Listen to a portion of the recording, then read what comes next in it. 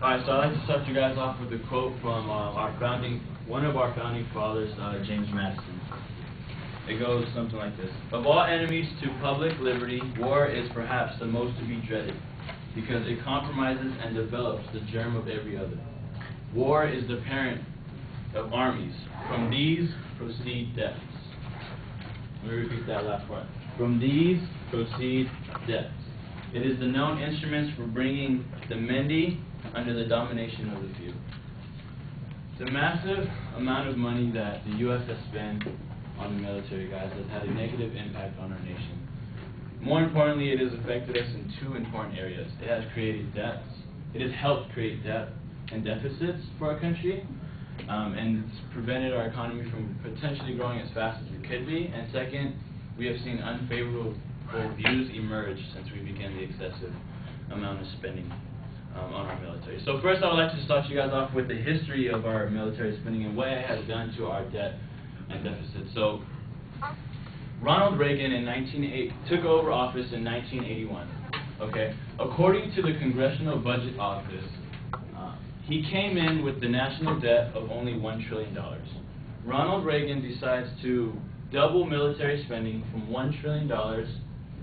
from $150 billion to $300 billion, guys. So he doubles military spending. By the time he leaves office in 1988, our national debt goes from $1 trillion to $2.6 trillion, and a budget deficit is produced. Okay, so doubled. Okay, maybe not so bad. Okay, let's go on to the next president, George Bush Sr. Okay, he takes over office for 4 years, and he continues the same policies that Ronald Reagan was pursuing. At the end of his term, what we get is we get our national debt from $2.6 trillion to $4 trillion.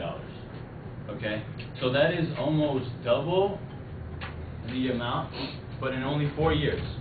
Okay, so following that, we get Bill Clinton. Okay, Bill Clinton, what he decides to do is he decides to reduce military spending,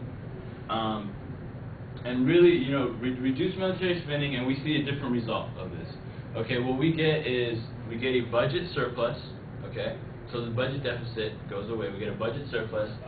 We get 23 million jobs created. That is the most created in the last 4 decades. And we see good, economic growth. Now we get, following Bill Clinton, we get George W. Bush. Okay, George W. Bush, like father, like son, he decides to double military spending. He completely wipes out the budget surplus that Bill Clinton has produced, and our national debt, guys, goes from $5.9 trillion to $10 trillion. Yeah. So that's a little history. Where are we at today, guys? In 2009, according to the Defense Department, the U.S. spent $741 billion on military spending. Now, maybe that number doesn't mean anything, right? But let's actually compare that number to the other kinds of things that we've spent here at home. For healthcare, guys, in 2009, we only spent $472 billion. For responses to poverty, only $284 billion. And the most shocking to me, education and jobs both combined in 2009, we only spent $52 billion. What do we get when we spend only $52 billion on education and jobs and $741 billion in military? We get what we got the first day of school. You guys remember? 20 students trying to add a single class, teachers holding raffles, lines, waiting lists. Do you think they have that in the military? Do you think they have ad codes? Do you think they have people, sergeants saying, "Oh, I'm sorry, we don't have room for you. Try next semester." No, right? There's no such thing. In 2009, guys,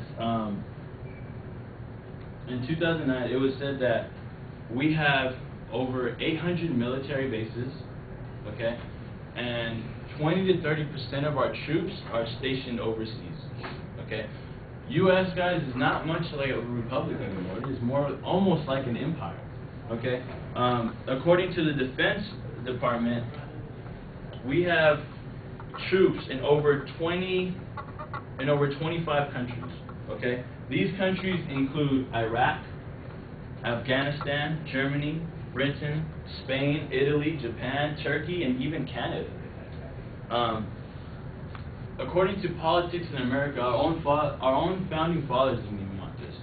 They wanted, quote unquote, a foreign policy that was not interventionist, guys. But what do we get? All right, I mean, we're spending money, right, and we have our military bases and we have troops, overseas. But what do we get as a result of this?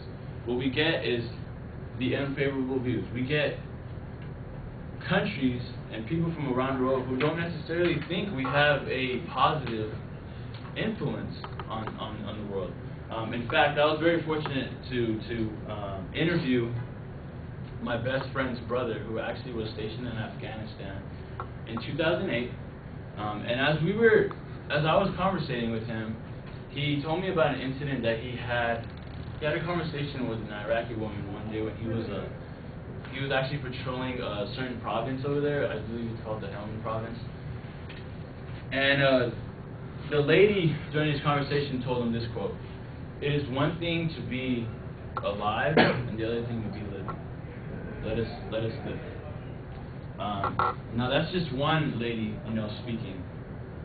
Now let's just see what the world thinks. PIPA, guys, is an organization that's consistently held a survey from 2004 to 2010, asking this single question: is the influence of the U.S. around the world a mainly positive one or a mainly negative one? Okay. They asked this survey to 22 countries. Okay. 14 of 22 countries, guys, said that mainly negative. Okay. Among these countries, guys, were Brazil, France, Canada, Australia, China, Indonesia, Germany, Egypt, Argentina, Turkey, Mexico, and Russia. So what do we get, guys, if we reduce spending? There's this argument that says, oh, well, we become less, safe, we'll lose our dominance. Okay, let's actually compare our military spending to the world's military spending, to the other countries, how much they spend. You guys want to know how much? Who's the country that spends the second most? It's China. You want to know how much they spent in 2009? Only $100 billion. And we're spending $741 billion, and the country that spends the second most is only $100 billion, guys. According to the French Committee on National Legislation, the 6 potential, quote-unquote, enemies of the U.S., Russia and China, all together combined, accumulate to only $169 billion. Okay, that's only 24% of the world's military budget, where the U.S. spends almost half of the world's total military spending. Okay, so I mean, we have to ask ourselves, guys, this question. I mean, should we invest maybe a little bit less on that, and maybe invest a little more at home? I mean, we all feel the effects. We feel the effects as students, as workers, our parents. I mean, it's really not an argument of, Republican or Democrat or liberal, conservative, guys. We all, again, are experiencing this.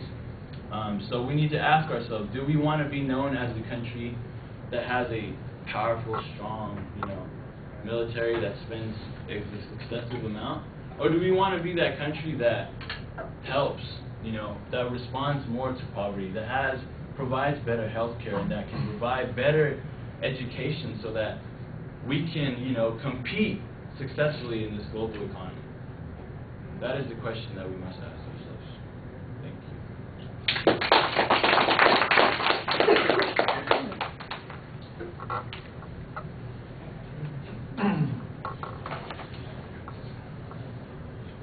So Marissa, what did you think? I really don't have anything negative to say. You seem very comfortable walking back and forth for the first time that you're really comfortable with it. You obviously know your topic very well because you have a lot of information on it, and I thought you did very well. Well, I think